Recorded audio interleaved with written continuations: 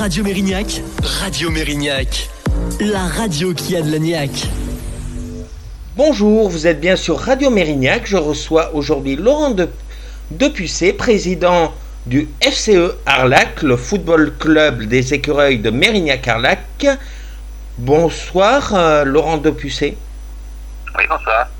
Merci d'avoir accepté notre invitation pour nous évoquer la situation des Girondins, ainsi que quelles conséquences cela peut avoir sur les clubs amateurs, et on parlera du FCE Arlac.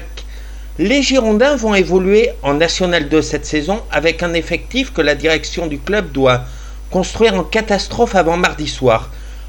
Également un match de N3 pour la réserve dimanche où le FCGB pourrait déclarer forfait par manque de joueurs.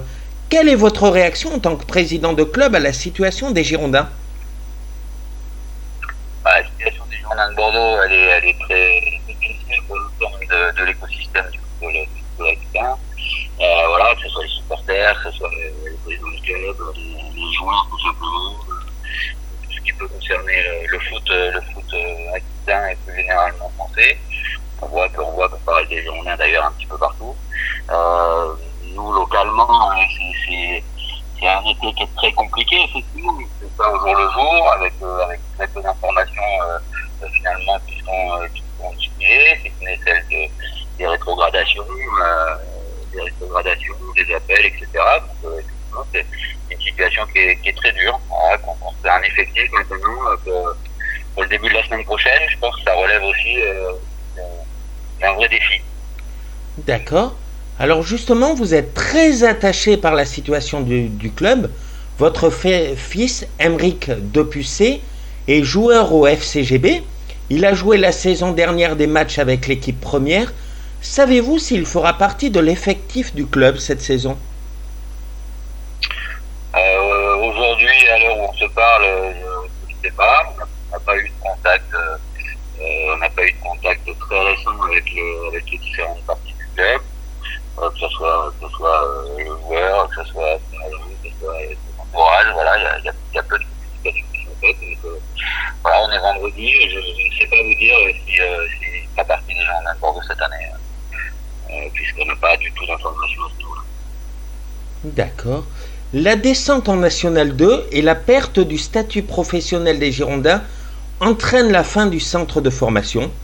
Quel impact cela peut-il avoir sur des joueurs de votre club, le FCE Arlac ? L'impact sur les jeunes joueurs de la perte de ce centre de formation, elle est pour le coup là très très importante. Effectivement, je pense que beaucoup de joueurs se voient évoluer aux Girondins de Bordeaux, ou en tout cas des Girondins de Bordeaux qui sont dans les clubs amateurs, dans les petites catégories. Voilà, quand même beaucoup de familles qui font le choix, quand elles ont plusieurs possibilités de formation, de se diriger vers le plus proche, et donc se diriger vers Bordeaux. Donc bon, c'est une catastrophe à ce niveau-là. Après, voilà, beaucoup de joueurs sont listés par beaucoup de clubs dans les catégories de jeunes qui sont concernés par les entreprises de formation. Là, il y a pour l'espoir à Bordeaux pour récupérer les jeunes. Chacun va poursuivre sa vie, j'ai envie de dire. C'est une catastrophe locale, mais pour les jeunes joueurs qui vont avoir leur chance d'avoir des conseils dans un centre de formation, les autres centres de formation français vont poursuivre leur travail auprès des clubs amateurs comme ils le font déjà depuis de nombreuses années. Après, c'est sûr que ça engagera probablement des situations familiales qui sont un petit peu différentes que d'avoir la proximité du centre de formation des Girondins de Bordeaux pour des garçons qui sont de la région. Des joueurs d'Arlac avaient-ils signé aux Girondins pour la saison à venir, et dans quelles conditions, si vous le pouvez et ils le souhaitent, pouvez-vous les réintégrer à votre effectif ? Alors bon, le problème se pose pas en ces termes aujourd'hui. Nous, dans le football amateur, on a des règlements, on a des joueurs qui signent des licences dans des clubs, il y a des dates, après on est considéré muté en période. Il y a des nombres de joueurs qui sont limités en fonction des catégories, donc peu du cas par cas. Nous, on a construit nos effectifs cette année depuis plusieurs semaines et même plusieurs mois, donc on ne peut pas changer notre fusil d'épaule en fonction des journées. C'est ça roule, j'ai envie de dire, et si les joueurs postulent, on étudiera les dossiers, on regardera ce qu'on peut faire pour eux. Et évidemment, sur nos anciens joueurs, on sera très attentif à trouver des solutions avec les dossiers si on le désire. D'accord. Alors, comme je disais en début d'interview, vous êtes le président du FCE Arlac. Pour nos jeunes auditeurs qui nous écoutent et qui auraient envie de faire du foot, quelles démarches doivent-ils entreprendre et quelles sont les dates limites pour s'inscrire au FCE Arlac? Tout dépend un petit peu des âges, puisque alors nous, cette année, on va prendre des enfants chez les tout petits, même avant l'âge initialement prévu. On va avoir une section baby, qui accueillera des enfants de 5 ans.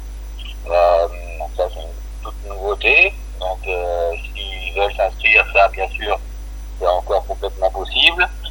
Après, chez les plus jeunes, on va dire jusqu'à 11 ans, il suffit d'appeler le secrétariat du club. Il y a des gens qui les accueilleront, qui les orienteront vers les différents pôles ou vers les différents responsables de pôle des âges concernés.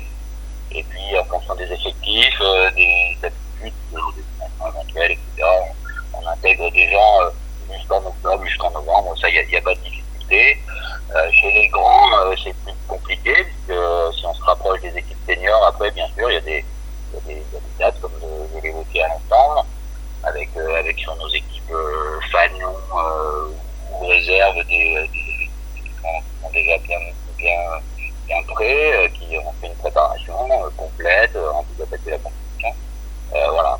Après, on a tout un ensemble de jeunes joueurs qui peuvent être intéressés par les études supérieures et qui arrivent dans la région à la rentrée universitaire. Et souvent, ils sont toujours bienvenus. On trouve toujours des solutions pour les intégrer aux différents niveaux de pratique. Puisque à Arlac, on a quand même une tradition depuis très longtemps d'être capable d'accueillir tous les niveaux de pratique, que ce soit les tenaces ou d'essayer de s'orienter vers un peu de compétition. Donc on est bienvenus. Les dates de licence sont étalées. On a un secrétariat qui fonctionne la semaine de 16h à 19h. Donc les gens peuvent facilement avoir le club. Et puis il y a des créneaux en fonction des âges qui leur seront donnés s'ils veulent signer une licence. D'accord. Alors ma dernière question. Votre équipe première évolue en Régional 1. Quels sont pour vous les objectifs cette saison pour l'équipe première? Alors la Régionale 1 est une équipe renforce, puisqu'on a un nombre d'équipes diminué encore cette année par l'année dernière. Donc on sait que le niveau de cette compétition redevient ce que les anciens ont pu connaître il y a quelques années avec les poules régionales qui étaient un gros.